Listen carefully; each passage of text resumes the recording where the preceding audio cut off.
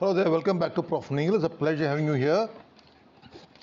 Mohammed-Bin-Tughlaq, of all the people, the pioneer of hospitality industry all over the world, not just India.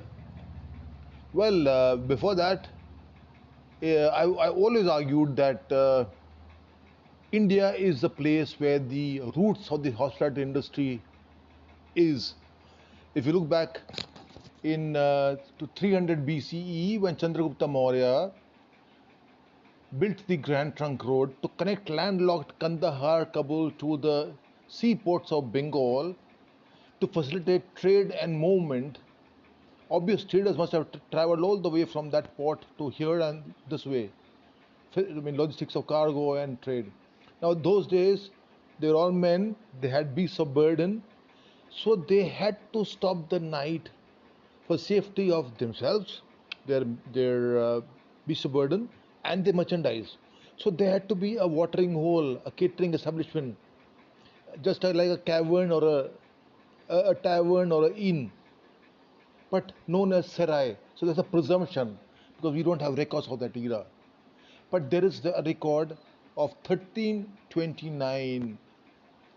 Mohammed-Bin-Tughlaq, when he shifted his capital from Delhi to Daulatabad,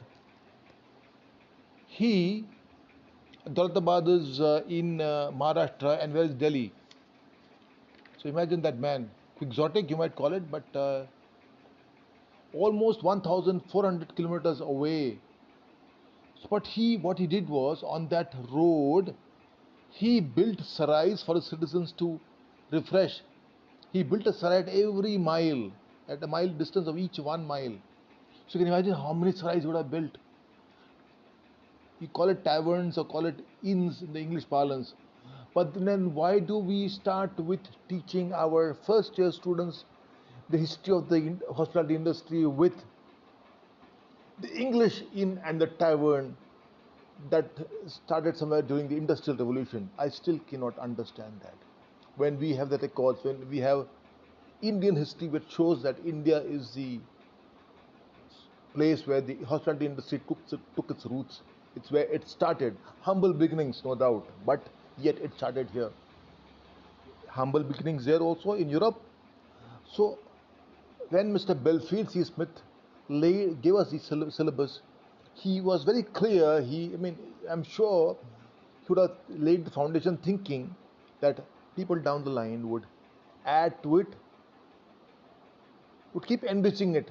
But we, in our wisdom and the lack of effort, have kept to it. We still start with the same industrial revolution, tavern in period.